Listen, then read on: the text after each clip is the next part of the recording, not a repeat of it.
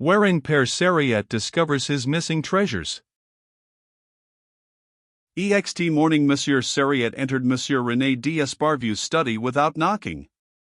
He raised his arms to the heavens, his few hairs were standing straight up on his head. His eyes were big with terror. In husky tones he stammered out the dreadful news. A very old manuscript of Flavius Josephus, 60 volumes of all sizes, a priceless jewel, namely, a Lucretius adorned with the arms of Philippe de Vendôme, Grand Prior of France, with notes in Voltaire's own hand, a manuscript of Richard Simon, and a set of Gassendi's correspondence with Gabriel Naud, comprising 238 unpublished letters, had disappeared. This time the owner of the library was alarmed. He mounted in haste to the abode of the philosophers and the globes, and there with his own eyes confirmed the magnitude of the disaster. There were yawning gaps on many a shelf. He searched here and there, opened cupboards, dragged out brooms, dusters, and fire extinguishers, rattled the shovel and the coke fire, shook out Monsieur Sariette's best frock coat that was hanging in the cloakroom, and then stood and gazed disconsolately at the empty places left by the Gassendi portfolios. For the past half-century the whole learned world had been loudly clamoring for the publication of this correspondence. Monsieur René d'Esparvieu had not responded to the universal desire, unwilling either to assume so heavy a task, or to resign it to others. Having found much boldness of thought in these letters, and many passages of more libertine tendency than the piety of the 20th century could endure, he preferred that they should remain unpublished, but he felt himself responsible for their safekeeping, not only to his country but to the whole civilized world. "How can you have allowed yourself to be robbed of such a treasure?" he asked severely of Monsieur Sariette. "How can I have allowed myself to be robbed of such a treasure?" repeated the unhappy librarian. "Monsieur, if you opened my breast, you would find that question engraved upon my heart." Unmoved by this powerful utterance, Monsieur d'Esparvieu continued with pent-up fury. "And you have discovered no single sign that would put you on the track of the thief, Monsieur Sariette?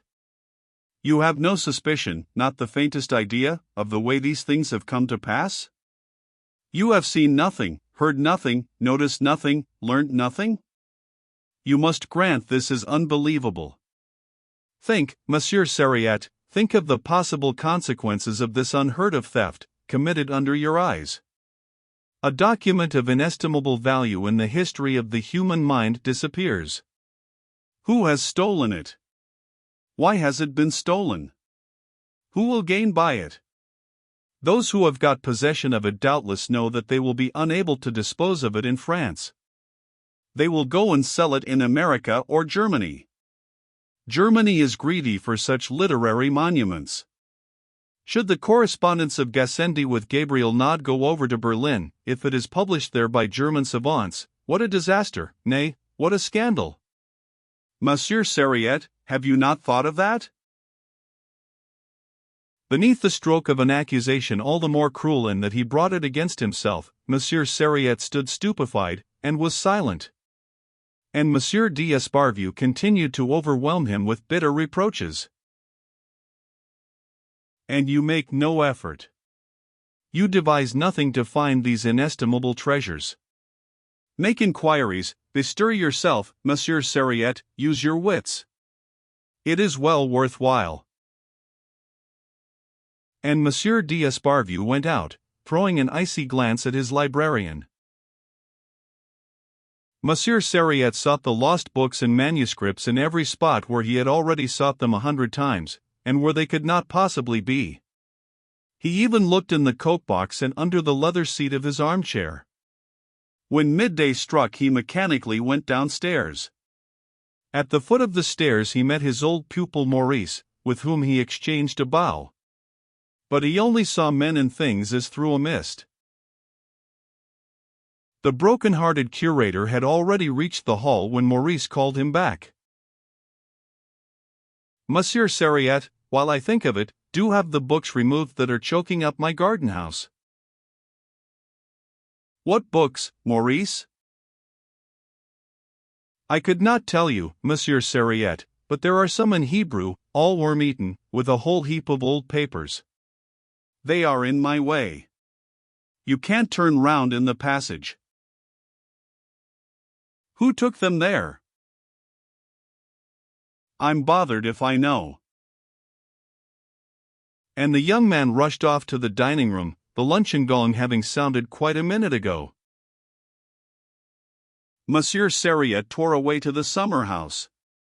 Maurice had spoken the truth. About 100 volumes were there, on tables, on chairs, even on the floor. When he saw them he was divided betwixt joy and fear, filled with amazement and anxiety. Happy in the finding of his lost treasure, dreading to lose it again, and completely overwhelmed with astonishment, the man of books alternately babbled like an infant and uttered the hoarse cries of a maniac. He recognized his Hebrew Bibles, his ancient Talmuds, his very old manuscript of Flavius Josephus, his portfolios of Gassendi's letters to Gabriel Naud, and his richest jewel of all, to wit, Lucretius adorned with the arms of the Grand Prior of France, and with notes in Voltaire's own hand. He laughed, he cried, he kissed the morocco, the calf, the parchment, and vellum, even the wooden boards studded with nails. As fast as Hippolyte, the manservant, returned with an armful to the library, Monsieur Sariette, with a trembling hand, restored them piously to their places.